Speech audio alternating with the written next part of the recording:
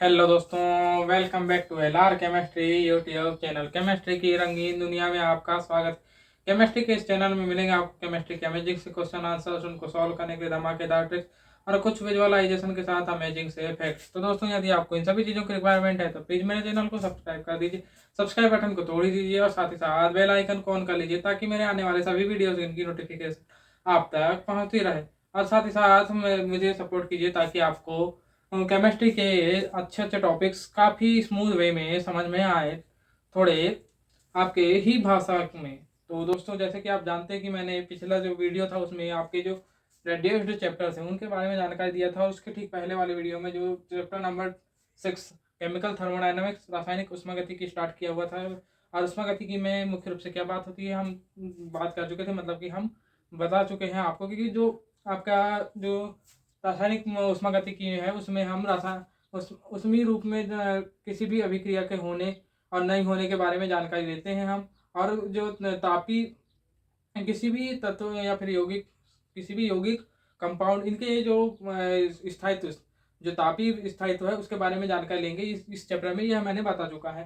तो जिसका उष्मीय मान जो है जितना ज़्यादा ऋणात्मक होगा, आपको पहले ही बता दिया जाए कि जितना ज़्यादा ऋणात्मक होगा उतना ही ज़्यादा, ये चैप्टर में बताया जा रहा है कि जितना ज़्यादा ऋणात्मक मान होगा उष्मीय मान, उतना ही ज़्यादा स्थायी रहेगा आपका कंपाउंड, और जितना ज़्यादा धनात्मक उतना ज़्यादा अस्थायी।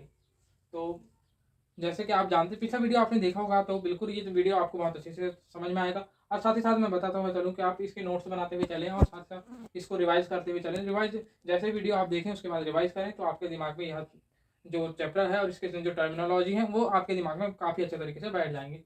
तो आइए, हम पढ़ क्या रहे हैं, केमिकल थर्मोडायनामिक्स। हम पढ़ क्या रहे हैं, केमिकल थर्मोडायनामिक्स, रासायनिक उष्मागतिकी।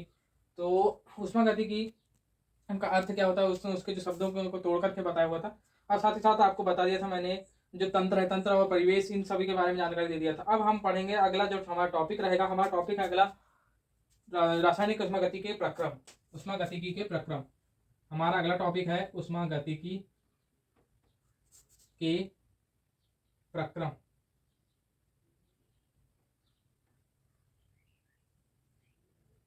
उष्मागतिकी के प्रक्रम ये मुख्य रूप से 4 प्रकार के होते हैं। पहला होता है समतापीय, समदाबीय, समतापीय प्रक्रम, दूसरा समदाबी प्रक्रम, तीसरा होता है समायतनिक प्रक्रम, सम आयतनिक प्रक्रम, और लास्ट वन है आपका रुद्धोष्म प्रक्रम। और साथ ही साथ दोस्तों, मेरा आपसे एक निवेदन है कि प्लीज़ मेरे वीडियो को अपने सारे सभी दोस्तों तक पहुंचाइए ताकि थोड़े व्यूज़ तो आए, कुछ थोड़ा मोटिवेट हूँ। उतने व्यूज़ तो जैसे आप पुराने वीडियो में व्यूज़ दिलाते थे, अभी जो पिछला वीडियो है लगता है मैंने काफ़ी दिनों तक मैंने वीडियो नहीं बनाया, तो उस वजह से आपने उसका मुझसे बदला लिया है पिछले वीडियो में लगता है। तो प्लीज़ दोस्तों, प्लीज़ दोबारा से पुराने तरीके के वीडियो सॉरी व्यूज़ बुलाइए, अपने दोस्तों तक शेयर कीजिए ताकि जो जितने पहले जैसे 50-60 व्यूज़ लगभग आ जाया करते थे, तो उतने व्यूज़ भी आएंगे तो भी चलता है। तो प्लीज़ दोस्तों, अपने दोस्तों तक प्लीज़ शेयर करते रहिए। और जितने भी आपके जो मैथ्स बायोलॉजी ग्रुप के हैं सभी, जितना आपके स्कूल का ग्रुप है वहाँ पर भी शेयर कीजिए। अब ज़्यादा बातें नहीं करेंगे, अब हम सीधे टॉपिक में आते हैं हमारे। तो टॉपिक जो है, तो यहाँ पर समतापी, समदाबी, समायतनिक और रुद्धोष्मी, ये 4 प्रकार के प्रक्रम होते हैं। जैसे कि यहाँ पर आयतनिक और प्रक्रम, जो प्रक्रम होते हैं, प्रक्रम प्रक्रम क्यों कहलाते हैं, बताना एक चीज़ बताइए। एक चीज़ बता दें आपको कि प्रक्रम प्रक्रम क्यों कहलाते हैं। प्रक्रम का अर्थ होता है कि कोई एक अभिक्रिया है, या हम जो है केमिस्ट्री में हम हमेशा केमिकल रिएक्शन के आधार पर, जो किसी भी तंत्र को हम केमिकल रिएक्शन के आधार पर ही मानेंगे।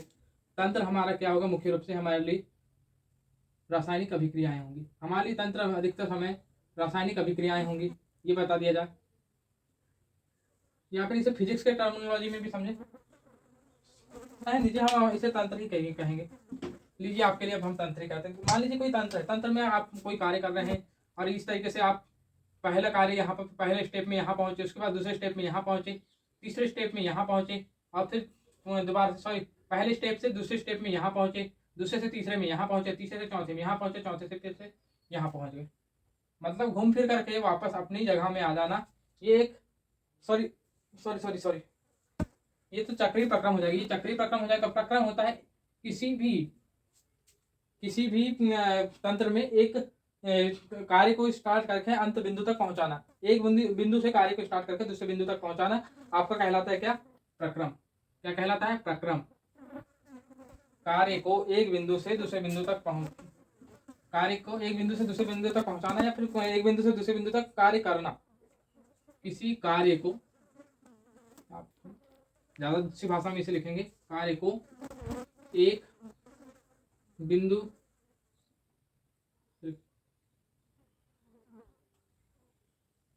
किसी एक बिंदु से दूसरे बिंदु तक कार्य करना, ये क्या कहलाता है? आपका प्रक्रम कहलाता है। ये प्रक्रम कहलाता है। और जब अगर से दोनों बिंदु, पहला प्रथम प्रारंभिक बिंदु, जो ये पहला बिंदु होता है उसे कहते हैं प्रारंभिक बिंदु, और जो दूसरा बिंदु होता है उसे अंतिम बिंदु कहते हैं। तो यदि प्रारंभिक बिंदु और अंतिम बिंदु एक ही हो तो वहां पर वो कहलाता है चक्रीय प्रक्रम। वो कहलाता है चक्रीय प्रक्रम। देख सकते हैं आप, यहाँ प्रारंभिक बिंदु भी बिंदु नंबर 1 था और अंतिम बिंदु भी बिंदु नंबर 1 ही है। इस वजह से ये हो जाएगा आपका चक्रीय प्रक्रम। तो ये हो गया आपका। और ये होता है जो जहां पर दोनों बिंदु अलग अलग हों वो ओपन प्रक्रम कहलाता है, मतलब खुला प्रक्रम कहलाता है। तो अब आपको प्रक्रम तो समझ में आ गया होगा कि प्रक्रम हम किसे कहते हैं। मतलब तंत्र का वह भाग जिसमें हम कार्य करते हैं। आप सिंपल वे में बात कर सकते हैं कि किसी कार्य तंत्र में किया गया कार्य प्रक्रम कहलाता है। आप इस तरीके से समझ सकते हैं। उसके बाद आइए अब हम प्रक्रम को समझने के बाद हम बात करते हैं कि प्रक्रम के 4 प्रकार हैं। तो इसमें होता क्या? जब ऐसा प्रक्रम जिसमें कि ताप का परिवर्तन शून्य हो, या फिर जिसमें हमेशा ताप समान बना रहे, समान ताप बना रहे। मान लो आपने यहाँ पर प्रक्रम में कार्य करना स्टार्ट किया। आपने प्रक्रम में कार्य करना स्टार्ट किया, ये है आपका प्रक्रम। और प्रक्रम में आपने कार्य करना स्टार्ट किया कितने डिग्री सेल्सियस में? 25 डिग्री सेल्सियस में। और आपने कार्य किया जो है भी कार्य किया, लेकिन अंत तक इसका ताप मान लीजिए आपका 25 डिग्री सेल्सियस ताप बना हुआ है। आप किसी तरीके का भी कार्य कीजिए, या फिर मान लीजिए आपने इस जो आपका जो ये कमरा है, कमरे में आपने दाब बढ़ाने की कोशिश की, जो भी कहा, या फिर जैसा आपने वायुमंडलीय दाब बढ़ाया अपने पृथ्वी पर, या फिर किसी भी तरीके से आप किसी रासायनिक अभिक्रिया जैसे अमोनिया के हाइपर में विधि, उसमें आपने ताप दाब बढ़ाने की कोशिश की, प्रेशर इंक्रीज करने की कोशिश की, लेकिन उस समय भी आपका जो टेम्परेचर है वो इनिशियल टेम्परेचर और जो फाइनल टेम्परेचर है वो अगर से आपका सेम है, तो वहां पर आपका प्रक्रम कहलाएगा समतापीय प्रक्रम। इसको इंग्लिश में क्या कहते हैं? आइसोथर्मल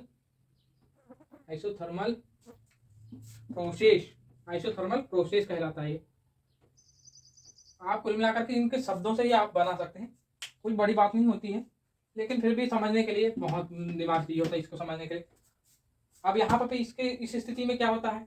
इस स्थिति में जो सबसे मेन बात आती है कि डेल्टा टी बराबर 0।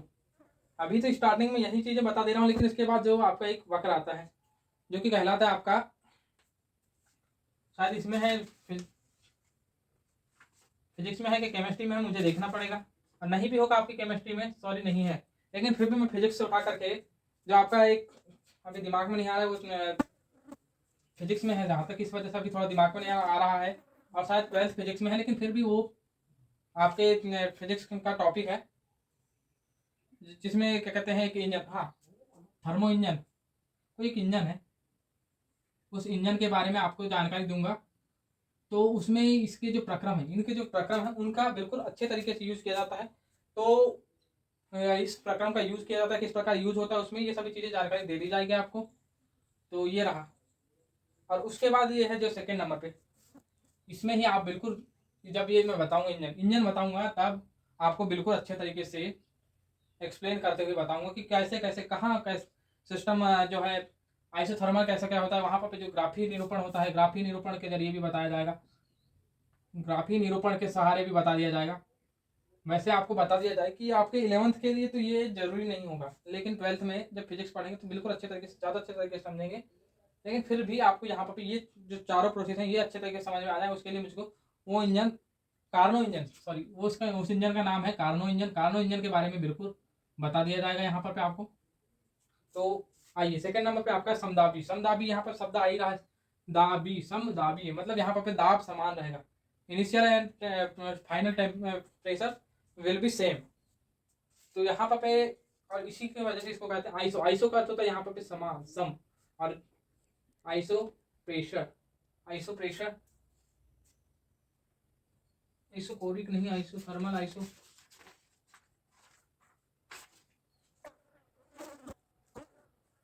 ध्वस्म, समतापी, समदाबी, आइसोबारिक है, सॉरी इसको कहते हैं हम आइसोबारिक।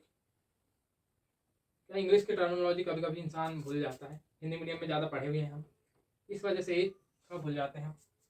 तो समदाबी इसका मतलब देखिए, मान लीजिए आपने कोई आप अभिक्रिया करा रहे हैं, जहाँ पर आप अभिक्रिया हो या फिर आप कोई भी तंत्र में आप कार्य कर रहे हैं, तंत्र में कार्य कर रहे हैं आप, चाहे किसी भी चीज़ को इंक्रीज कर लीजिए, लेकिन आपका जो दाब है वो अगर से समान बना हुआ है तो आपका वहाँ पर वो प्रक्रम कहलाएगा आपका समदाबी। जैसे कि आप एक हाथ जैसे कि आप जो देखते हैं calcium oxide, sorry calcium carbonate का जलीय अपघटन कराने पर, कैल्शियम कार्बोनेट का जलीय अपघटन कराने पर हमें कैल्शियम हाइड्रोक्साइड प्लस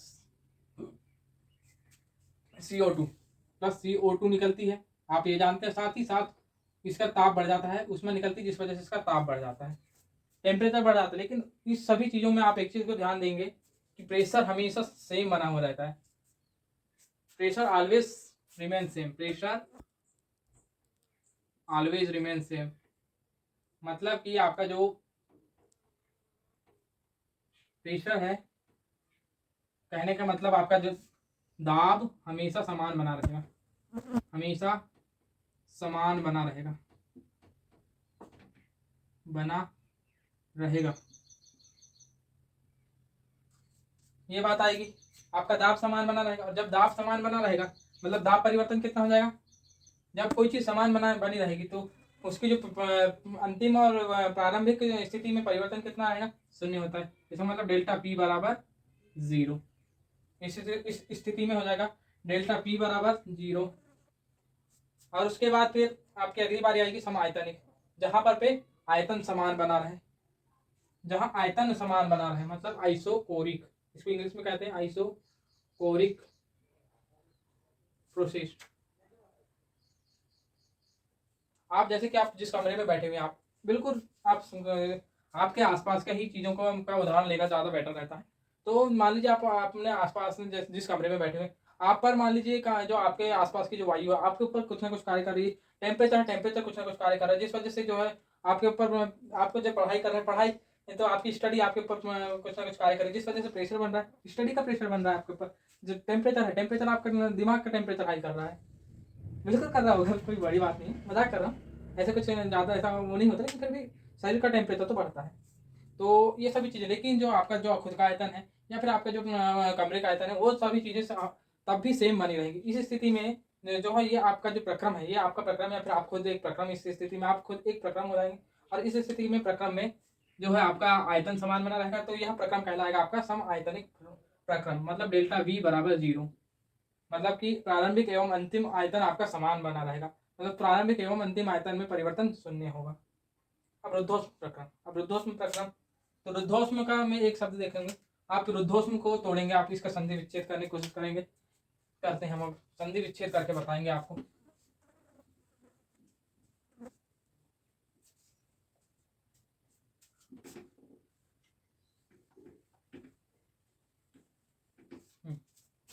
तो आइए रुद्धोष्म की अपन मान लीजिए अपने की क्यों संधि विच्छेद करवा रहा हूँ, इसके बारे में भी आपको बताता हूँ अभी।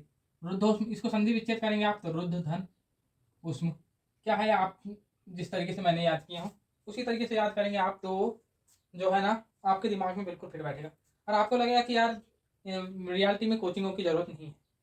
मोस्ट ऑफ द केस जो है आपको, जब तक कि आप जो है आपको एक तो फिजिकल में जब आप न्यूमेरिकल करते हैं, न्यूमेरिकल के टाइम पे, और जो ऑर्गेनिक केमिस्ट्री, इनऑर्गेनिक केमिस्ट्री के जो इनऑर्गेनिक के जब लॉस पढ़ते हैं, रूल पढ़ते हैं उस समय, और जो इनऑर्गेनिक की रिएक्शन होती है इस समय में जो है आपको जरूरत पड़ती है, लेकिन जितनी परिभाषाएं होती हैं वो आप खुद से भी याद कर सकते हैं। तो यहाँ पर मैं आपको ज़्यादा कुछ नहीं, ज़्यादा आप खुद की कॉपियों में कम लिखें, कम खुद में कम लिखें, लेकिन बार बार उसी चीज़ को, शब्दों को दोहराते जाएं तो आपको याद हो जाए, उस तरीके से आपको बताने की कोशिश कर रहा हूँ। तो आइए रुद्धोष्म, तो रुद्धोष्म रुद्ध धन उष्म दो शब्दों से मिलकर के बना हुआ, जहाँ पर पे उष्म को हम कह सकते हैं उष्मा, और रुद्ध का मतलब होता है रोकना, रोकना, मतलब ऊष्मा का आदान प्रदान को रोकना। उस जहाँ पर ऊष्मा का आदान प्रदान रुक जाए, जिस वजह से वो हमेशा उसकी ऊष्मा जो है समान बनी रहे। आइसो, इसको कहेंगे इंग्लिश में आइसोथर्मल, एडियाबैटिक, सॉरी एडियाबैटिक, इसे कहते हैं हम adiabatic process. Adiabatic process, adiabatic process इसका इंग्लिश में नाम होता है। तो इसमें होता क्या है, और आपकी जो ऊष्मा है, ऊष्मा का आदान प्रदान रुक जाएगा, जिस वजह से जो है ऊष्मा में परिवर्तन जीरो हो जाएगा। यहाँ ऊष्मा में परिवर्तन जीरो हो जाएगा। तो ऊष्मा में परिवर्तन जीरो हो जाएगा, मतलब ये हमेशा एडियाबैटिक प्रोसेस को आप किस में दे सकते हैं, एडियाबैटिक प्रोसेस या रुद्धोष्म प्रक्रम हमेशा विलगित निकाय में होता है। ध्यान रखें आप, विलगित निकाय में होता है, विलगित या बंद निकाय, बंद निकाय में ही होगा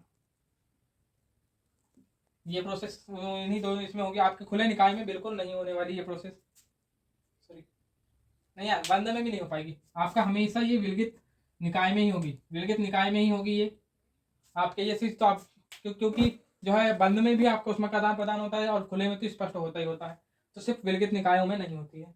तो ये होगा एडियाबैटिक। और जो आपका जो इस वजह से जो है ऊष्मा परिवर्तन जीरो हो जाएगा, इसी वजह से ऊष्मा परिवर्तन शून्य हो जाएगा, ऊष्मा परिवर्तन शून्य हो जाएगा। और जो ऊष्मा है, ऊष्मा को हम यू से दर्शाएंगे, तो इसी वजह से डेल्टा यू बराबर जीरो हो जाएगा, ये हो जाता है। उसके बाद आपका आता है इस, यही चार है। पांचवा तो ऐसे चक्रीय प्रक्रम को अलग से नाम दे दिया गया, लेकिन मैं उसे इन्हीं सभी का एक वो माना जाएगा, लेकिन आप अगर से अपने तरीके तरफ से इसे अलग से नाम दे सकते हैं कि एक अलग ही प्रकार है, मान ले आपने माना तो भी कोई गलत नहीं है। चक्रीय प्रक्रम, चक्रीय प्रक्रम जिसको इंग्लिश में कहते हैं हम साइक्लिक प्रोसेस,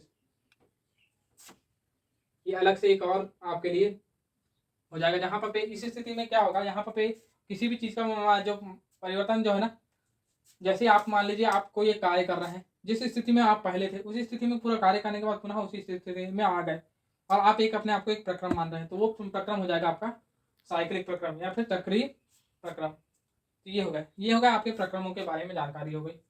इसके बाद हम क्यों ना कार्य क्या होता है इसके बारे में जानकारी ले लें। अगला हम ले लेते हैं कार्य के बारे में जानकारी। कार्य, वैसे तो कार्य एक भौतिक राशि है, आपको बता दिया जाए कि कार्य एक भौतिक राशि है। बताइए, कार्य अपने मन में बार बार दोहराइए, कार्य एक भौतिक राशि है। अब आपके दिमाग में आ रहा होगा कि कार्य भौतिक राशि, तो इसका रसायन में क्या काम, केमिस्ट्री में क्या काम इसका है, राशि भौतिक की, लेकिन जो है आप इसके बगैर आपके जो है ना, बार बार हम कह रहे हैं कि इसमें शब्द बार बार कार्य कार्य कार्य, इस वजह से हमें कार्य को एक बार पढ़ना पड़ रहा है। तो कार्य कार्य होता क्या है, तो मान लीजिए आप जो है ना, किसी जब कार्य जो है, जब किसी तंत्र में, जब किसी तंत्र में बल लगाया जाता है और उसका विस्थापन हो जाता है, बल लगाने के कारण अगर से उस तंत्र में विस्थापन हो जाए तो उसे कहते हैं हम कार्य। बल लगाने के कारण विस्थापन, आप इसको डायरेक्ट बल के कारण विस्थापन, ये हो जाएगी आपकी सामान्य परिभाषा, बल के कारण विस्थापन। तो ये हो गई आपका कार्य की परिभाषा। और इसे अगर से मान लो विज्ञान की भाषा में लिखना चाहें, लिखेंगे बल तथा विस्थापन, ये लिखना ज्यादा जरूरी है, इस वजह से आपको लिखवा दे रहा हूं कि अदिश गुणनफल को कार्य कहते हैं।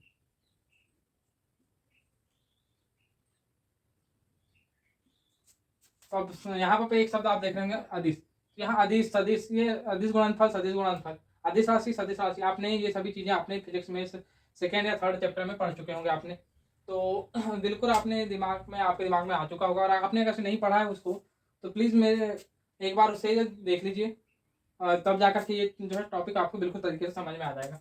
और नहीं भी पढ़ा होगा तो आपको अभी अच्छे तरीके से समझा दिया जाएगा। और इसको लिखते हैं एफ और dot D, F dot D, और इसी को अपन लिखते हैं डब्ल्यू बराबर एफ डी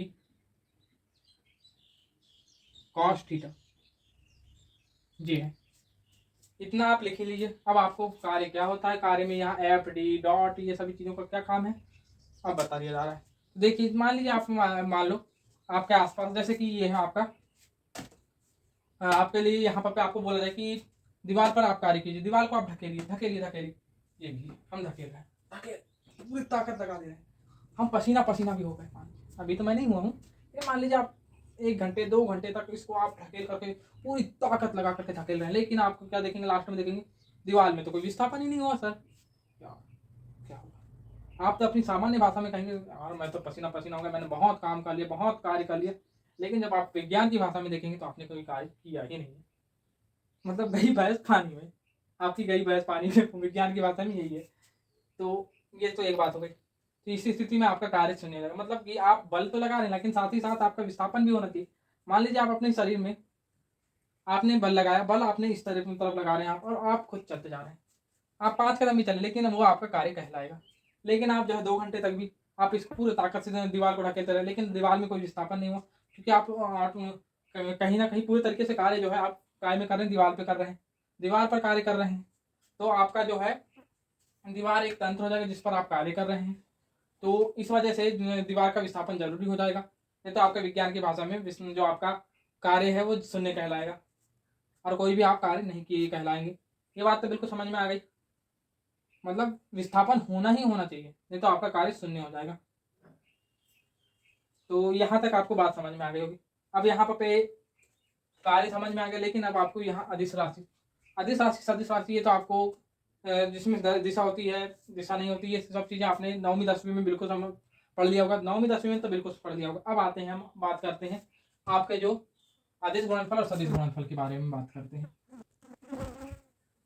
छोटी सी बातें करूंगा, ज़्यादा लंबा नहीं खींचूंगा इसको, क्योंकि ज़्यादा लंबा खींचने का यहाँ टॉपिक है नहीं है। तो मान लीजिए सदिश गुणनफल, तो सदिश गुणनफल में सदिश गुणनफल और अदिश गुणनफल, तो सदिश गुणनफल इसको हम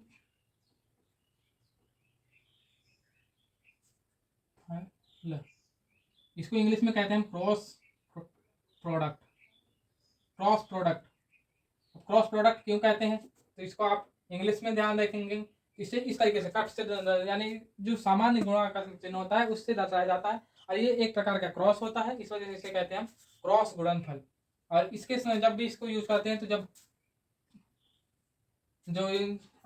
भी इसका यूज करेंगे तो परिमाण, ये जो मॉड लगाया है आपने, इसे आप 9वीं 10वीं में पढ़ चुके हैं कि एक मॉड है, और मॉड लगाते हैं तो हमेशा परिमाण की बात की जाती है, परिमाण की बात की जाती है। परिमाण कैसे निकालेंगे ये आपको एक अगले न्यूमेरिकल में बता दिया जाएगा।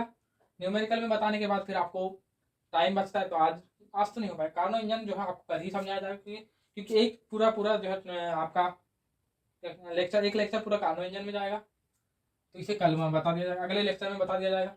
क्रॉस प्रोडक्ट, और क्रॉस प्रोडक्ट के बाद जब भी, जैसे मान लीजिए ए क्रॉस बी लिखा है, ए क्रॉस बी लिखा है आपने, सदिशों का सदिश गुणनफल, तो जो है आपका ये ए बी, और यहाँ पर साइन थीटा आ जाता है, यहाँ साइन थीटा आ जाता है। ये ध्यान रखें, इस सूत्र को सिर्फ आपको सूत्र ध्यान रखना है अभी।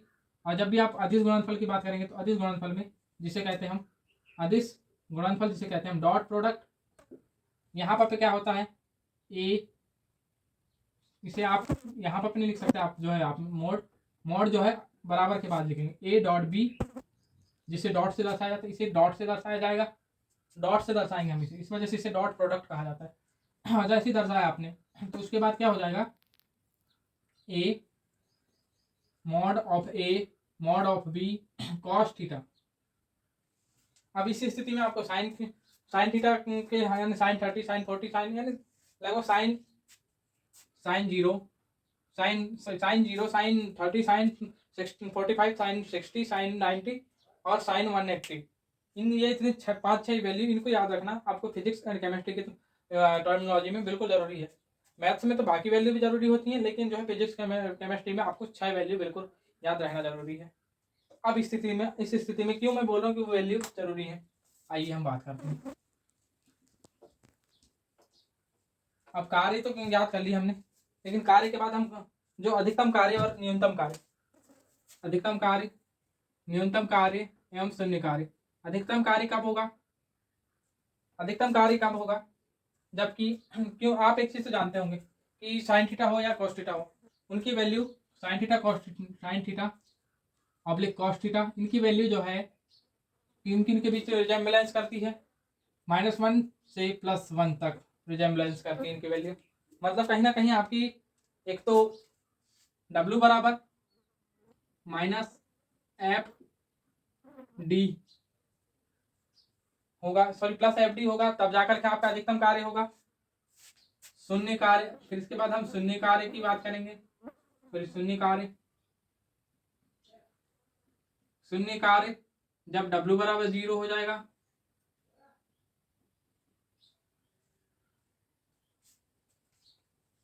और एक होगा न्यूनतम कार्य।